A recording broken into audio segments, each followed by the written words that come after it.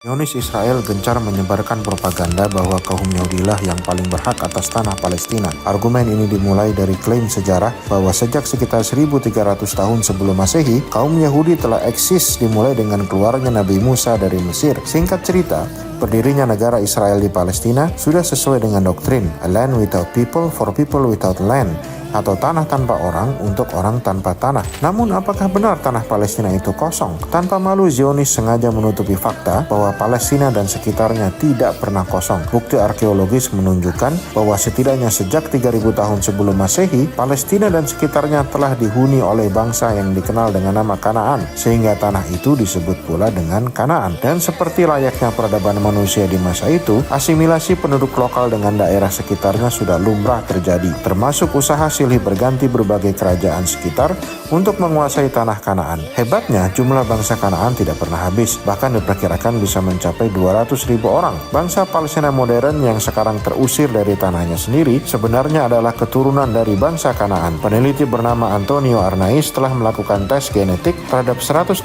orang di Gaza dan mempublikasikan dalam jurnal ilmiah. Salah satu kesimpulannya ialah bangsa Palestina saat ini adalah keturunan dari bangsa Kanaan yang merupakan bangsa pribumi semenjak ribuan tahun yang lalu. Namun terlepas dari fakta bahwa sebenarnya tanah Palestina itu selalu multi-etnik, ada logika berbahaya dari propaganda Zionis. Bila ratusan ribu orang Yahudi dari benua Eropa yang tidak pernah sama sekali tinggal di Palestina berhak untuk mengambil tanah orang Palestina dengan alasan bahwa 3000 tahun lalu nenek moyang mereka pernah punya rumah di sana, bagaimana bila suatu hari nanti kita bayangkan ada orang yang mengetuk pintu rumah kita dan mengusir kita pergi karena menurut mereka 2000 tahun lalu misalnya nenek moyang mereka tinggal di tanah yang sekarang ada rumah kita. Inilah logika sesat penjajahan.